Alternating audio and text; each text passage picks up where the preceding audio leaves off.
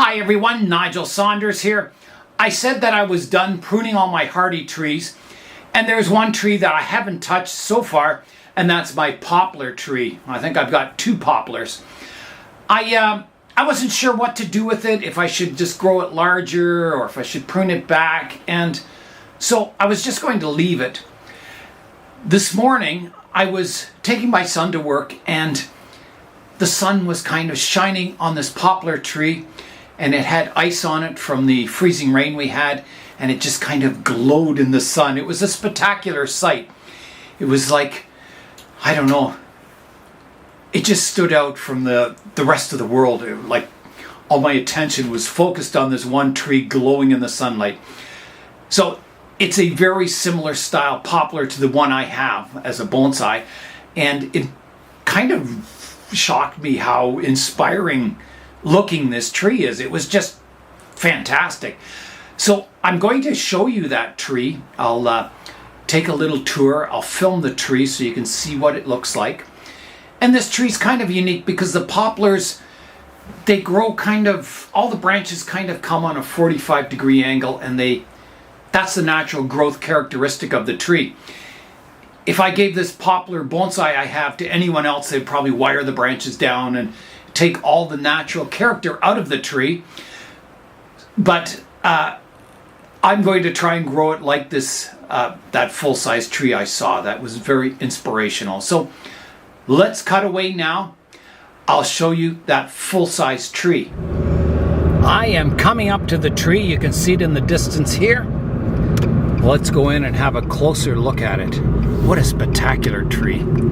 It's just amazing. I'll have to park right about over here on the edge of the road. Here it is, and you can see it's still glistening in the sun. You can see the ice in the upper branches. What a spectacular tree. I'm going to go outside. I don't know how bad the wind noise will be, but we'll have a closer look at it. I'll start with the root base. We'll check out the trunk texture, the bark texture. I can see there's a bunch of kind of shoots coming up from the base, which have kind of fused in with the tree. Very, very interesting. Now, I'm looking at the taper of the trunk from the distance here, and you can see it tapers very little. There's no dramatic, it doesn't have a big thick base. It's almost like a pencil, which is kind of encouraging because that's what my bonsai tree version is like also. I am outside now looking at the tree, so I'm walking towards it. You can see all that angular movement of the tree, that kind of 30-degree angle off the trunk. So I'm going through the ditch here. And if you look down at the ground here, you can see where all the suckers have grown up from the tree, and then someone's pruned them back. So definitely this tree suckers from the root system. Wow, that's a lot of suckers there. So let's go have a look at the base of the tree now. Here it is. So you can see the roots there, nicely kind of radial, quite thick and columnar. The one vein starts at the ground and goes all the way up, and then it's kind of fused in with the trunk. And I think this tree is several trees fused together. It sure looks like it anyway. You can see kind of the individual trees at the base, and then they kind of blend together as the tree goes up. And you can see that root, it's like a ribbon root. It's very pronounced, kind of narrow and very buttressed. So there's a look at the bark. It's very rough. It's like alligator skin almost. Really interesting. Here's the younger bark, smooth, and it's turning to rough bark. Almost looks like a willow in that view. And there's looking up at the tree, all the fine branch ramification, all keeping that kind of 30-degree angle. There's a lot of deadwood on the tree. There's a dead branch there. Look at the thickness of this branch. It's really muscular looking, smooth, and it's just kind of starting to go rough. Really interesting, and I like the color of the bark. It's kind of like a reddish tan color. Really, really nice. A beautiful tan. Maybe a greenish tan color. So there's all those trunks fused and the rough bark. There's the bark starting to go from smooth to rough. Really looks nice at that stage. Very unique. There's another dead shoot going up. Here's a look at all those suckers on the ground. They're all over the place. There's even one here that looked like it grew into a fairly large tree. Someone's cut it off.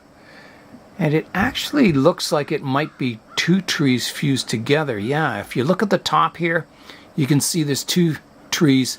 They're fused together and there's kind of a line between them.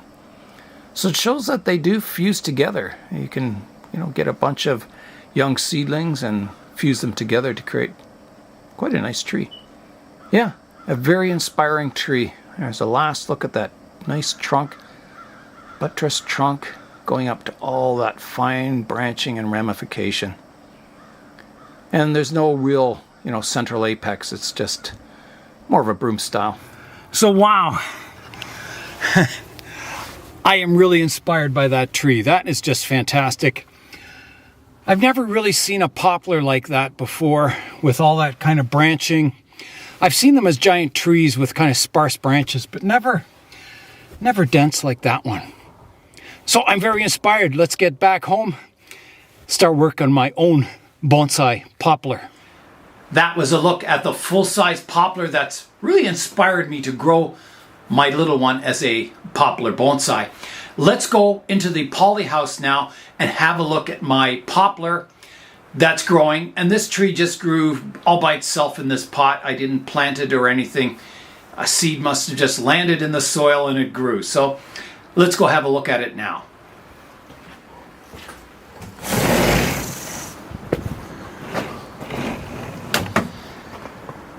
You can see all the ice on the cedars here.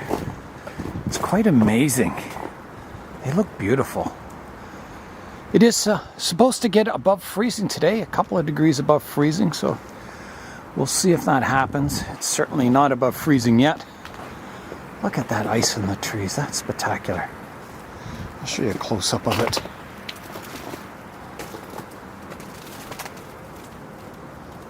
It's just wonderful. Oh, they're all stiff. No flexibility in those branches. Funny. Okay, into the polyhouse. You can see the polyhouse has a coating of ice on the window. Hopefully I can get in here. We'll see. Oh yeah, no problem. Okay, we're in the polyhouse. I moved the Pinus artificialis in here. It kept blowing over in the wind. I thought I better protect it. So it's getting protected for the winter. So here is my poplars right here.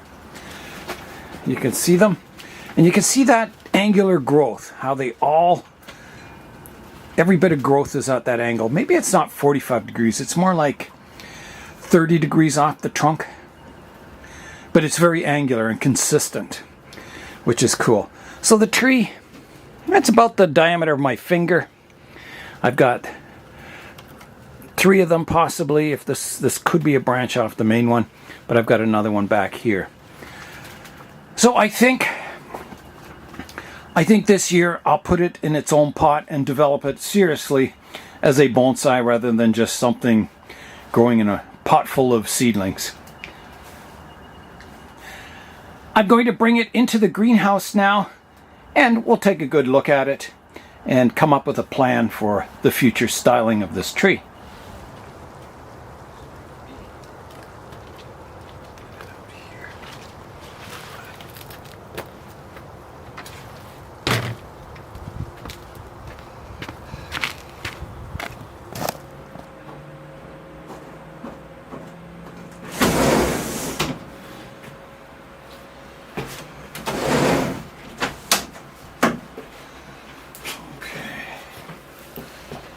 All right.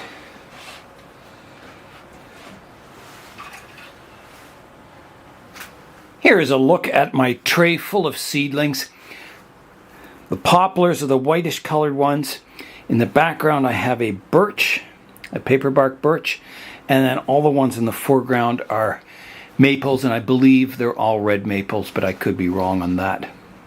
I'm taking a look at the poplar now. So you can see it's grown up here, and the first pruning I did was right here. So I pruned the top off. It was probably a whip, something like this. And then it developed branches in that area. I pruned it again a couple of times here, and then a couple more times up top. But if you look at the trunk line, it doesn't really have any taper from the base of the tree up to here. So I have two possibilities. I can either prune it back, quite hard anywhere, and develop more branches and keep, replacing the leader to get a upright tree that has taper and, subtle movement. Or I can keep it, just the same diameter going up to here. It looks okay. It looks quite natural. A lot of trees in nature don't have that exaggerated taper, really thick at the base and tapering up. They're kind of more a very slight gradual taper going up the tree on the trunk. So, you can go both ways. You can go for the really realistic style of, very little taper, or you can exaggerate it and kind of go for more of an exaggerated bonsai type look to the tree. I'm going to have to decide what I want to do for this tree, what direction I want to go. And I think, I try and make my trees look like natural trees kind of shrunk down. So I'm going to use that full-size tree as my model and try and duplicate that. I'm standing back now looking at the tree. So I don't have a lot of lower branches. I only have the one coming off this side. And from this tree, I have one that kind of crosses the other trunk. And then all my branches are kind of in the top area here. I think the trunk isn't too bad, being that diameter. I think that's a problem, though, having too few branches down lower. It's going to be a very top-heavy tree, and then it'll thicken up in the top area, and the bottom will stay a bit slimmer. So I think that's a problem. I think I've got to cut this tree back. I hate to do it because these branches are beautiful up here, but it's a nice preview of what will come in the future. I've got to think kind of long term. These are very fast growing trees. So I think the age of this is probably, I'm thinking, no more than 5 years for sure. Probably less, maybe 3 or 4 years even. I'd have to go back and try and check old videos if I even show them. So I think, I think I've got to cut it back. It's unfortunate, but I think, to encourage branches down low and kind of get that full tree like the one I saw today, I think that's what I've got to do, is cut it back hard. Cutting back a tree like this is just part of growing bonsai. You grow it, you clip it back, you grow it again, you clip it back. That's how you develop thick trunks, taper in trunks, and you develop a nice branch structure. You can see on this tree, the lowest branch here is quite thin compared to the ones up top. So already it's kind of getting out of proportion. So I need to clip it back probably quite far, maybe even, just above this lowest branch, hoping it'll stimulate more lower branches to form. That's my goal. I'll cut it all back. We'll see what happens this spring, see how it reacts. It seemed to react really well to me clipping the top off. It stimulated all kinds of branches to form. So that's what I want to happen once again. When you're growing the trunk on a tree, you can pretty well have any taper you want. I could cut this back to a stump, regrow a new leader, cut that back, regrow it again, and I have this really highly tapered trunk on the tree. Or, you can do less hard cutting, more growing, and you'll get more of a slender, non-tapered trunk. So it's up to you. You can go as far as you want. You can see some of these bonsai with like trident maples with a highly exaggerated taper on the trunks to the point where it almost looks grotesque, like it looks like a pyramid rather than a tree trunk. So you can go the opposite way. You can have it so slim without any taper, and it doesn't look very impressive at all. So somewhere in between is a nice balance for your tree, where it has some taper, but it's not too exaggerated to the point where it looks like maybe a cartoon. I was just looking at the trunk once again, and I can see the diameter at the base here. It actually thickens up as I go up to this first branch. You can see the diameter here is thicker than it is down below. So it's already got inverse taper because of the branching. So I need to correct that. I may even have to go cut it back even further, back to somewhere here.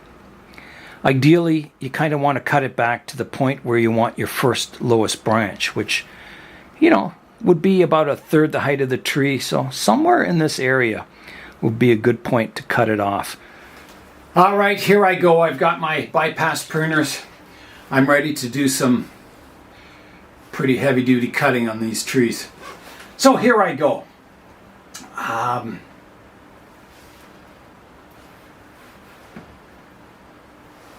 think I'll come in right here. Big chop, big chop. Big cut coming up. Here I go.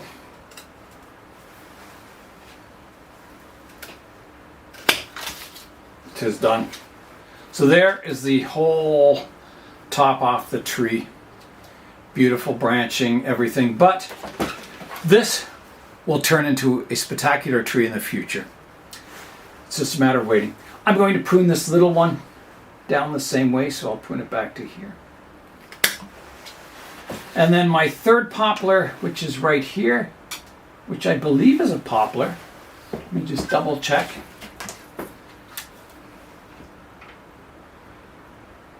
And it sure looks like one. Yep. I'm also going to cut it way back. Again, just leaving a stump, so right here. Like that. Removing the top off the tree. So I'm left with stumps. I will seal these cuts so it doesn't bleed too much in spring. And we'll just see what happens. I'm hoping I get an explosion of branches in the lower part, and then I can slowly develop the tree into something really, really nice. All right, here I go with my rubber cement. Just sealing the top here.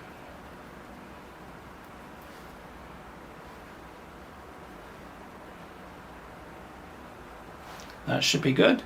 Do my smaller tree here and my smaller tree here.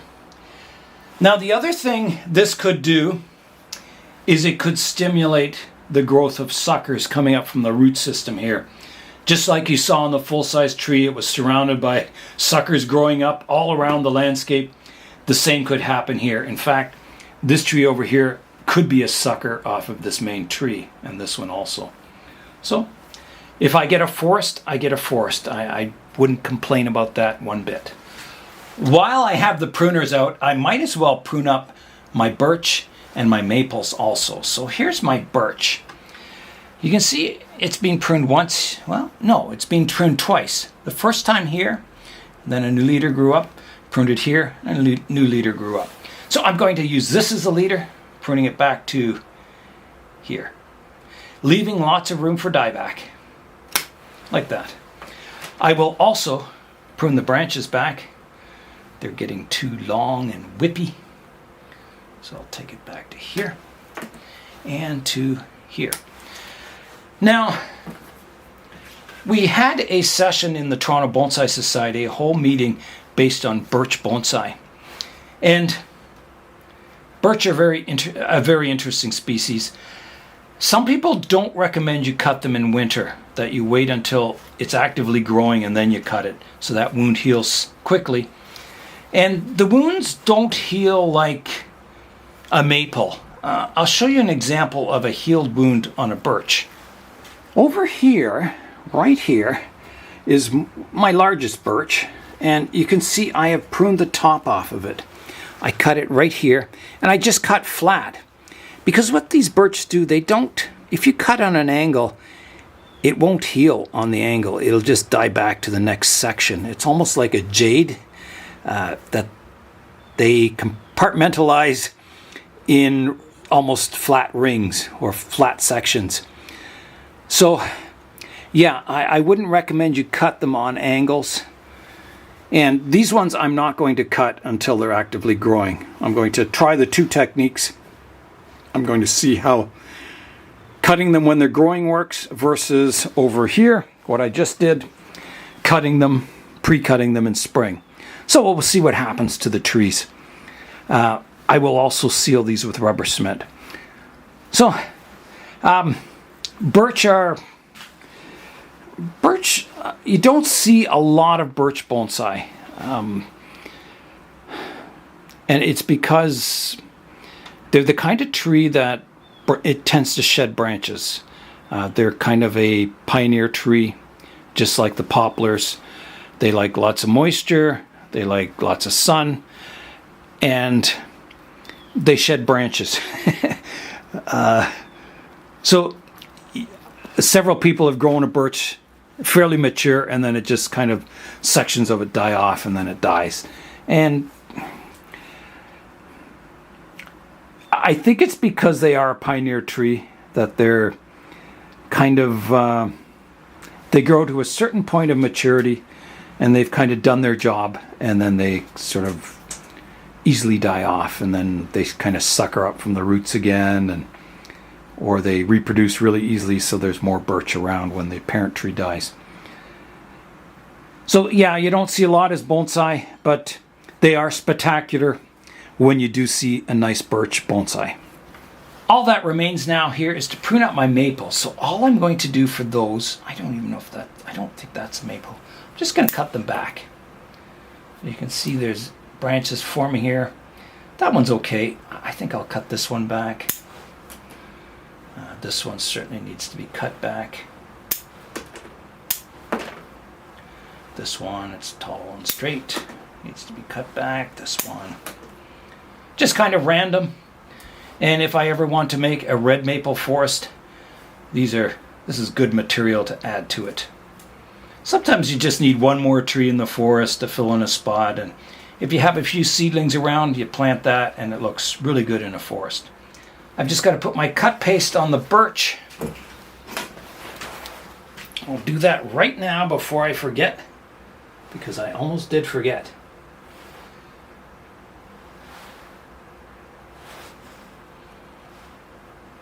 There we go. The maples, I won't use cut paste on those, they're so small. Hopefully my poplar bonsai will look like this someday, with all these branches and a spectacular trunk. And I hope someday on the trunk here, I see that bark go from smooth like this to that rough bark that I saw on the full-size tree. That would just be so nice to see. I was definitely inspired by nature today, seeing that poplar glowing in the sunlight this morning. I hope I can develop these poplars into something just as spectacular. That is all for today. I'm Nigel Saunders. Thanks for joining me in the Bonsai Zone.